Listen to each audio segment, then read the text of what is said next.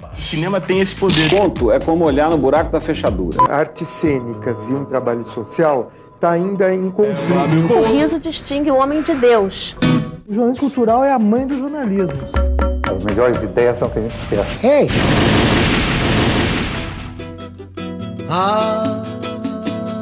Abre as asas sobre mim, ó Senhora Liberdade. Eu fui condenado sem merecimento. O convidado de hoje do Jogo de Ideias é um carioca do Irajá. Ele é intérprete, é compositor, é pesquisador, cultura, escritor, tem 17 obras. Uma delas é um importante livro de referência da cultura brasileira, Enciclopédia Brasileira da Diáspora Africana. Tem 7 produções fonográficas na praça. Ney Lopes. Tudo bom, Ney? É um prazer. Um ano eu estou atrás do Ney Lopes fazer um jogo de ideias, principalmente em função do Diáspora Africana, que é um livro essencial, maravilhoso. Aliás, quando teve Rumos Jornalismo Cultural no Itaú Cultural, nós distribuímos para os selecionados 20 livros importantes sobre a cultura brasileira. Estava lá o seu Diáspora. Muito obrigado. Tá bom? Muito obrigado. Com a gente, mais uma vez, o músico, o gerente de música do Itaú Cultural, o Edson Natali, que está com um outro livro do Ney aí na mão, né? É quase uma bíblia. Aliás, e o Edson o Natali ficou emocionado. Quem não fica com as caricaturas do Loredano, Cássio Loredano, o maior caricaturista do mundo brasileiro, vascaíno, infelizmente, vascaíno doente. Não, eu diria vascaíno, felizmente. Ah, você é vascaíno. Vascaíno, Cássio Loredano. O lamentável nesse livro é que o livro em pouquíssimo tempo se esgotou e não houve uma reedição. E nem a perspectiva. Isso é um crime cultural. Lamentavelmente. Natália. Para mim, assim, a gente tem feito projetos pelo Brasil inteiro e é uma referência, assim, a tua profundidade na reflexão, etc.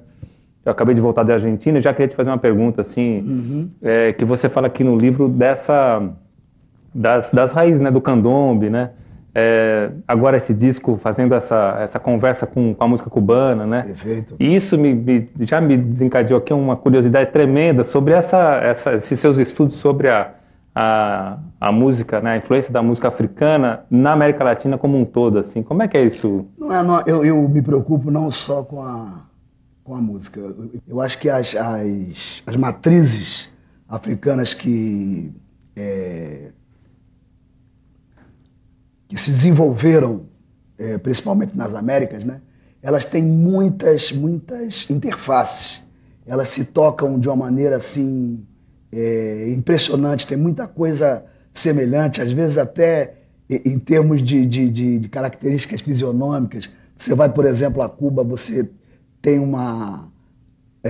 junto à população negra, você tem uma impressão que você está no Brasil, que isso é um aspecto apenas exterior, né? Mas em relação aos aspectos mais interiores, a presença da matriz africana em todos os lugares onde houve negros, nas Américas e mais recentemente na Europa também, é alguma coisa muito importante. E eu tenho a intenção de tornar essa coisa evidente, essa coisa bastante clara, né?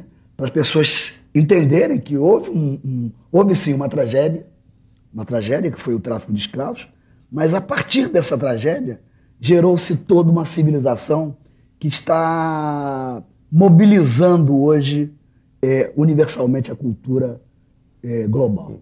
Isso é que é a minha intenção, exatamente mostrar isso. Então, ela está integrada, do seu ponto de vista. Claro. Ela deve se integrar. Qual é a contribuição dessa cultura? Eu acho que deve se integrar, mas se integrar também sem colonialismo. O samba era um gênero que, de uma certa maneira, ele permeava toda a música brasileira, era samba e ponto, né? E a partir da década do fim da década de 60, 70, a coisa foi migrando para os festivais universitários, que aí se criou a sigla MPB. Perfeitamente. Que é um pouco reducionista em termos de música, para traduzir a música brasileira. Excludente, né? Eu acho que criou-se alguma coisa que que isola o samba, mas isola de uma maneira até, no meu entender, um pouco burra. Porque, por exemplo, quando eu, que sou um compositor, apesar de que agora está tendo uma certa visibilidade em função da minha produção intelectual, mas pelo fato de eu ser um compositor oriundo de escola de samba, eu não tenho a mesma importância. Quer dizer, o meu samba não tem a mesma importância de um samba feito por alguém que pertence ao segmento chamado universitário, que foi como se rotulou essa música a partir da década de 70. Então, eu acho que é uma espécie de discriminação, um tipo de discriminação, e eu me insurjo contra isso também. O samba tem que ser considerado dentro do contexto da música popular apesar da brasileira. sofisticação das suas letras, porque suas letras elas têm aquela coisa da simplicidade, mas a partir de uma certa sofisticação. Elas refletem exatamente a minha vivência. Eu tenho uma vivência simples, mas eu tenho, modéstia à parte, uma reflexão sofisticada sobre a minha vivência. Então eu acho que a minha obra, de um modo geral, reflete isso, né? Eu acho que... E você não acha, né, que, por exemplo, a gente, através do projeto Rumos, a gente acabou viajando por todas as capitais brasileiras e discutindo questões para música e selecionando os grupos, enfim, do próprio projeto, né? E é muito interessante porque a gente vê que existe uma parte da história musical brasileira que está excluída, né, da história oficial, né? Exatamente. Um pouco tem a ver, você fala da influência da música cubana e tal. No norte, ali naquela região, você tem uma influência da música caribenha, né? Muito, muito grande. E isso E natural, só né? começa a chegar agora, né? Para cá, assim. O rádio que se ouvia era o rádio do Caribe, não era o rádio brasileiro, né? O reggae no Maranhão é uma coisa uma presença forte há muito tempo, né? Mas o que me incomoda também é, por exemplo, existem as formas tradicionais de cada região, né? E essas formas só são incorporadas pela indústria cultural quando elas se associam a essa música que os grandes conglomerados aí, os grandes monopólios, né, estão impondo. Eu vejo hoje uma coisa bastante simples, mas eu acho que é importante. Eu tenho 64 anos de idade. Quando era jovem, na década de 50, você tinha uma opção radiofônica absoluta. Quase todo mundo da minha idade, e quase todos os ícones da música popular brasileira têm a minha idade, é interessante. O Caetano Veloso nasceu no mesmo ano que eu, o Paulinho da Viola nasceu no mesmo ano que eu, o Milton Nascimento também. Só quem é um pouquinho mais novo é o Chico Buarque. Mas são quase todos de 1942. E você repara... O que tinha na água de 42? Não, tinha uma coisa muito interessante na cultura brasileira, que era uma globalização. Era um processo. Nós tínhamos acesso a uma cultura internacional sem que a nossa tradição fosse recalcada. Então a gente ligava a rádio, tinha programa de música francesa, tinha programa de música italiana. Isso você tinha 10 anos de idade, como o Caetano também tinha 10 anos. A gente ouvia isso tudo. Ouvia música nordestina,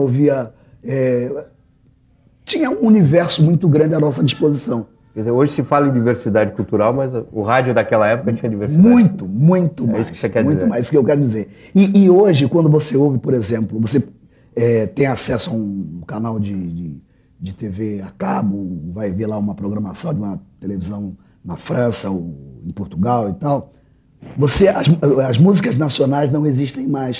Existe um grande playback universal e as músicas são cantadas apenas nas línguas nacionais, né? Eu acho que os dois únicos países que eu saiba que resistem firmemente a isso, Brasil e Cuba. A música cubana, a música afro-cubana, ela influenciou a música africana moderna. É muito interessante isso. Eu observo isso desde a década de 60, quando as músicas africanas que começaram a se industrializaram-se a partir de uma matriz afro-cubana.